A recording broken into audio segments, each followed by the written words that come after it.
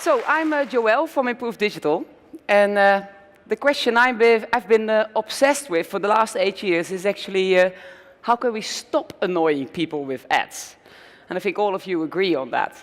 So how can we stop annoying people with ads, and how can we bring the right message to the right people at the right time, and at the same time bring the owners of media still their fair revenue share, which is a problem today. That's exactly the question I asked my co-founder, Janneke Riese, in 2008 in a small Amsterdam cafe when we were starting this company. And now, 8 years later, answering this question has led to building out one of the largest advertising technologies in Europe, with video advertising as our fastest growing revenue line. So, the clicker.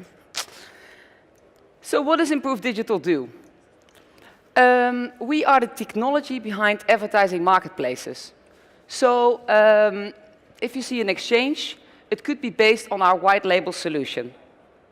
So the owners of advertising space, this could be publishers, this could be online-born companies, they use our technology to auction their ads to buyers from all over the world. So imagine you watch a video on your phone. When the video is loading, an ad is being loaded as well. But before that, a lot has happened. A bid request is sent out by our system to buying systems from all over the world. And behind these buying systems are then again all kinds of agencies and advertisers. And they all bid to get that ad in front of your eyes. The highest price wins, and it all happens in a couple of milliseconds. The reality is a little bit more complex than this, with self-learning machine algorithms. I heard artificial intelligence a lot today, but I keep it simple for today. So our current business model is that we take a transparent revenue share from the business that is being traded over our platform. So when my co-founder Janneke and I started Improve Digital, the world looked a little bit like this. Ad serving technologies, they hadn't changed for years. They were hardly innovative, there was hardly any data intelligence involved. And actually, ads were being traded the way they were traded for years in print and television. So visualize this.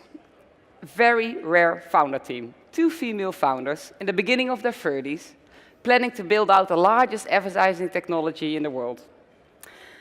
We had to do that competing against the likes of Google, but at the same time we would need the integrations from all the big buying systems in the world. We planned to invest multiple millions and not being profitable for a couple of years. Not something the investment community in Europe liked a lot at that time. So what were the odds that we would succeed? So how did we look in the eyes of the investment community back in 2008? And was this actually the right horse, and were we the right jockeys? It wasn't easy, I can tell you that.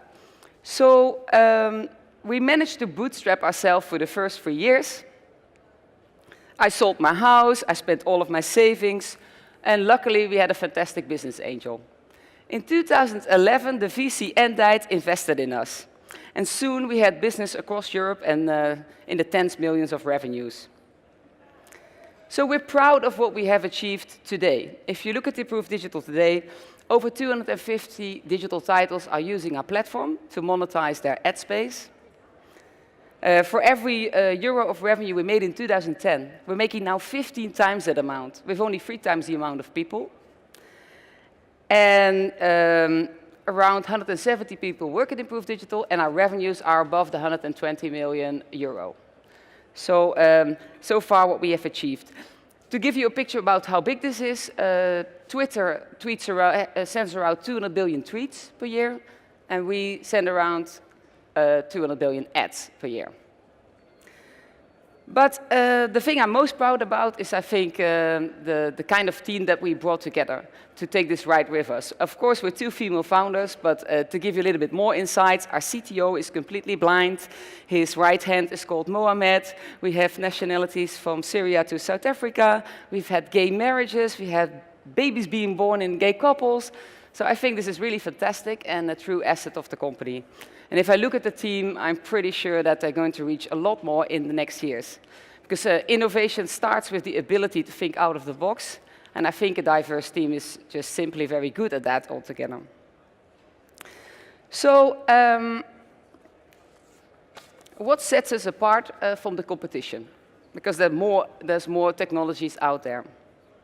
Now, the publishers today are a bit frustrated, because if you are owning media space and you want to sell it today in an automated fashion, you need maybe even 10 different types of technologies. You need a classic ad server, you need technologies for mobile, for web, for video, and this is quite annoying if you are the owner of the media space. Plus, it costs a lot of money, and it doesn't help your prices to go up. So our promise is that they can get away with all of these niche systems and have one complete platform that's fully transparent on data and on all the insights that the publishers want so much. Another challenge that we see today where we differentiate is the millennials. They hate ads. They really don't, they ad block them, they disguise them, they avoid them.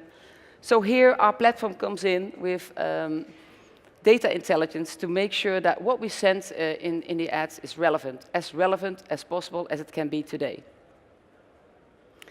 So we also differentiate by focusing just on the sell side of the media.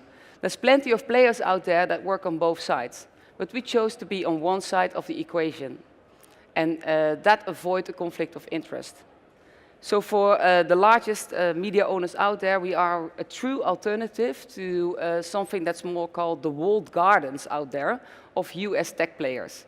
And with walled gardens, I mean players that own the buy side and the sell side, which they are their own markets.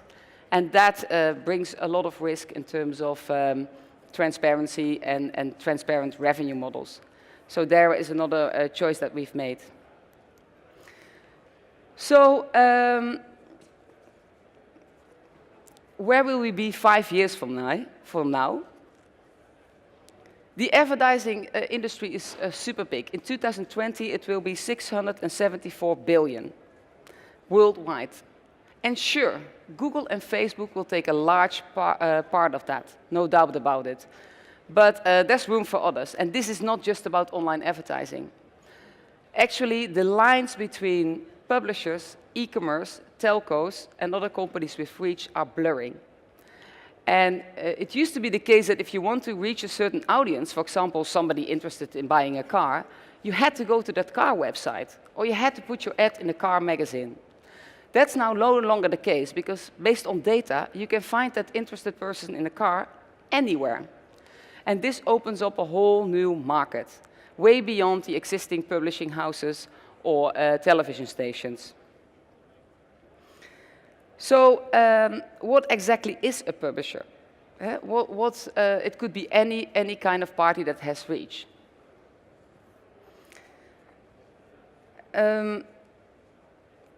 I think if you look at the future and you see that these telco parties, the e-commerce parties, and other kind of publishers are opening up their conversations, they can use a platform like ours to do that. And the question I had 8 years ago was really, how can we avoid people being annoyed by ads? How can we get the right ad in front of the right people at the right time, and do that while bringing the owners of the ad space the right revenue? And doing that, it brought us, answering to that question brought us to being a $100 million company. And I think if we continue to do that in a much larger ecosystem where mobile players, where telcos, e-commerce, and publishers will come together, Improve Digital absolutely has the ambition to become a multi-billion-dollar company. And thank you.